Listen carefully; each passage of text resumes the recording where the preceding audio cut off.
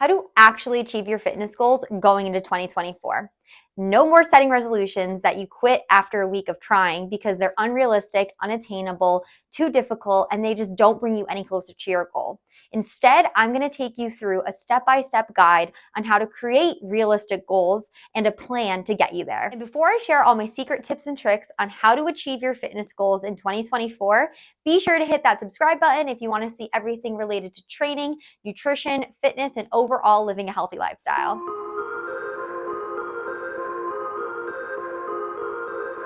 First and foremost, why do 99% of New Year's resolutions fail? I believe that they fail because people set unrealistic expectations for themselves. For example, if my goal is to lift 400 on my deadlift and my current PR is like 210, that's just out of nowhere. That's not a realistic goal. My Christmas tree just turned on. It always scares me when it does. Okay, so that's not a realistic goal.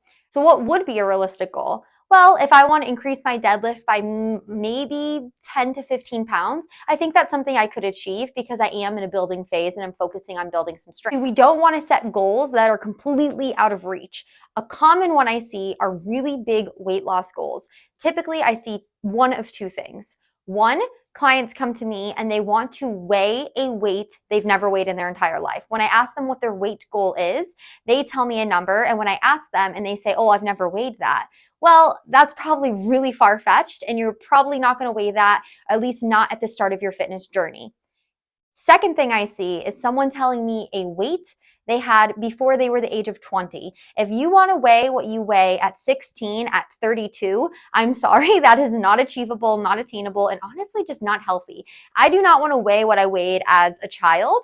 My body's very different as a woman than it is as a teenager, and therefore we really shouldn't be aiming for weights in our child years. If you're trying to determine what a good weight loss goal is for you, I would pick a point in your adult life, not teenage life, where you felt like you were a good weight, you liked the way you looked, but you weren't doing something absolutely unrealistic to get there. So no crazy extreme diets, no working out 7 days a week, no starving yourself or anything like that, but something that you felt like was a very comfortable weight that you were at. That's a good place to start.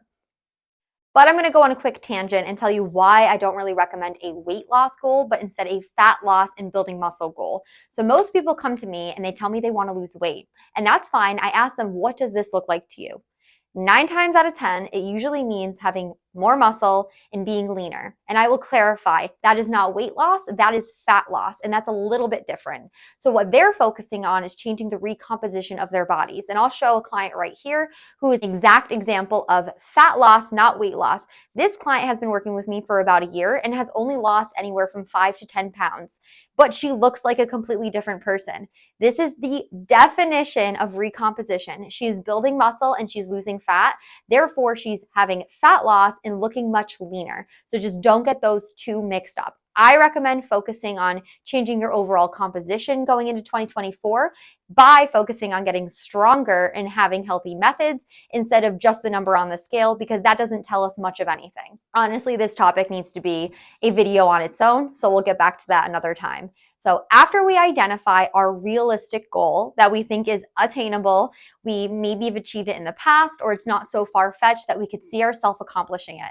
Step 2 is setting parameters for these goals. Once we identified achievable, realistic, attainable goals, we're going to set parameters. And what I mean by that is we need to set guidelines and timeframes for our goals. So I'm taking from the SMART goal framework. So essentially your goals should be specific, measurable, attainable, realistic, and have a time frame. So from that, what I'm really doing is making them specific and giving them a time frame. So I'm going to use my goal of wanting to increase my deadlift.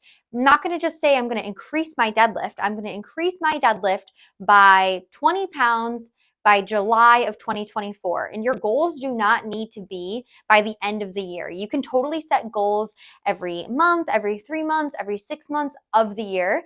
One, I think you get a little bit more done. And then we're going to talk about how we're going to break our big goals into smaller goals. So you pretty much will be doing this anyways. Now, the reason I recommend this is for two things. One, it's going to tell me if I'm getting closer to my goal as that time frame approaches. And two, it allows me to know if I achieved my goal or not. Because if I just say, all right, I want to increase my deadlift, I could probably go hit a PR right now, increase my deadlift by a couple of pounds, and I'm done. I hit my goal for the year. Yay. Not exactly.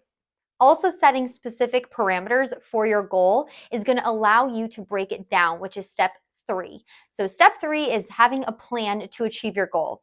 So my goal of wanting to gain 20 pounds on my deadlift, I'm going to break that down. So if I have 6 or 7 months to achieve it, I think I said June or July, 6 or 7 months to achieve it, how many pounds a month do I need to gain on my deadlift to hit that goal? So I need to gain about 2 to 5 pounds on my deadlift every single month to hit that goal.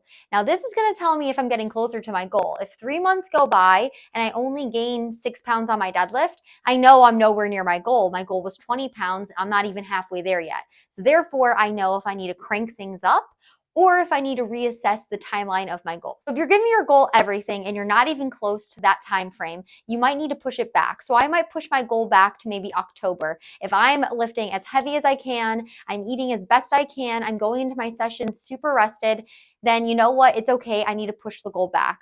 But if that's not the case and I'm slacking like crazy, because guess what? Results aren't going to come if you're slacking. Therefore, I know I need to crank things up. I need to stop dilly-dallying and push myself to achieve that goal. This is a great framework if your goal is weight loss, fat loss, like we went over earlier, because it's going to keep you motivated. If your goal is to lose 50 pounds, 50 pounds is a lot of weight to lose. Break that up. Maybe every month lose 5 pounds. And then you add 5 more pounds, and then you add 5 more pounds. Next thing you know, you lost 20 pounds and you're almost halfway to your goal. It's going to help you see the big picture, and it's going to kind of make it less overwhelming. If you just go, all right, I want this big, crazy goal, and then you just throw it out into the universe and don't have a plan to get it there, you're probably not going to achieve it. And that's why a lot of resolutions don't succeed. So a quick recap, we set our goals, we set our intentions, we have specific parameters for that goal, like a time frame, specific measures that we can use to see if we're getting closer to our goal or if we're not close at all. We're also looking at a plan to achieve our goal. How close are we to achieving our goal? Are we working our way to get there? What are the steps we need to take to achieve that goal? And I'm using my strength goal as a very simple goal. Not all goals are this easy. Most weight loss or fitness goals do require training, nutrition, proper sleep, proper mindset, and overall that health package. So just realize the steps to achieve your goal might be a little bit different. Everybody's unique, so it depends on what you've tried in the past and your starting point. So the last phase of your goal is going to be forgiving with yourself, because you're going to fail. I'm going to be upfront, especially if you're brand new to the fitness industry and you're just starting out in 2024. You're probably going to fail at some point, and that is okay. You're probably going to miss a workout at some point, maybe have too many cookies one night, you're going to skip cardio. Something on your journey is not going to go as planned, because that is life. That is how things work. I have failed myself, and I'm more than happy to share it with you. And guess what? Nobody knows you failed other than you, unless you're me and you put all your goals out into the internet where everybody knows if I failed or not. But that's totally okay. I like it because it keeps me a little bit more accountable, but I'm also totally okay with admitting when I fail, because it's part of the learning process. I personally think failing is more beneficial than succeeding, only because at the end of the day, you learn more from your failures. If you do something the first time and you succeed, you don't really learn anything from it, and you just expect that every time you do that one thing, it's going to work. And this happens a lot in the fitness industry. A lot of people will do this one type of diet and they get the results they want, and then 10 years down the road, they come back to that exact same plan and it doesn't work anymore, because guess what? Your body's different, and how it worked when you were 20 isn't going to be how it works when you're 40. So it's really important to learn from our failures and be forgiving with yourself. Now, what to do if you do fail? Just get back on track. The 3 weeks you did before that one day you failed still count.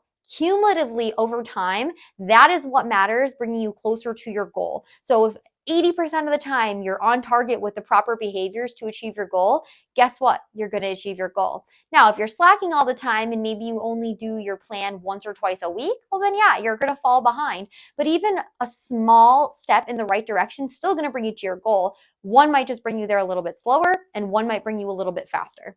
Now I am going to use this video to share a current challenge I'm offering. This is going to be for anybody who does want to start their fitness journey in 2024, but you have no idea where to start. I have my annual strength challenge that will be starting January 1st, and I'm going to share a little bit about that with you guys. I have been running this challenge for 4 years. This challenge is my baby. It's the first challenge I ever launched as a trainer and now a women's health coach. Therefore, I put a lot into this challenge. I love this challenge. My clients love this challenge. I always get new people, and it's really used for anybody. It could be used for someone who wants to crank up their current fitness journey or someone who's brand new to the fitness scene. Now, the reason I say that is because this challenge is based on accountability. It is not a weight loss challenge, shred challenge.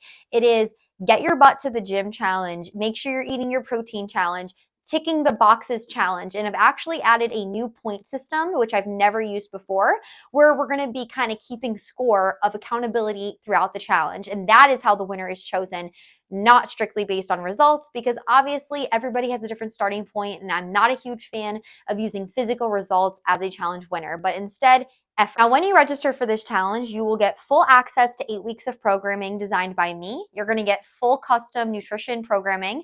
You're also going to get access to over 300 healthy recipes that are high protein focused. You're going to get app tracking technology, so you'll be able to track all your workouts, see videos of all your workouts, track your step count, track your physical progress, if you're doing measurements, if you're doing photos. Everything in between I offer to people who sign up for this challenge, because I really want to give you an insight of what it's like being a client of mine and working with Strength by Sammy as your coaching service. I also create a group of like-minded women who are also completing the challenge, so you can see each other, cheer each other on, ask questions, because you're not going to be the only newbie. There's always someone new, and there's always someone willing to help educate or teach you along the way. And that's really why I designed this challenge. So I'm going to put in the description of this video where you can register for the challenge. Be sure to register soon, because it does start January 1st. Hopefully I'll see some of you guys there. I'm really excited about this year's challenge, and I'm hoping for a really good turnout. And I have a really good prize for this challenge, so stay tuned for that. By the time I post this video, it will still be a good week or so until New Year's Eve. So give yourself some time to create a plan to set your fitness goals that are realistic, attainable. Give yourself some specific parameters and really push yourself going into 2024. Don't be the person that says, I'm going to work out 7 days a week, and then 1 week into the new year, or even the first day of the new year, like, I'm too hungover to do so.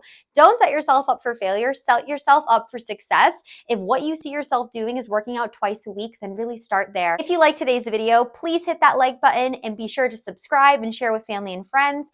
If you want to stay up to date on all content related to training, nutrition, and overall living a healthy lifestyle, don't forget to hit that subscribe button.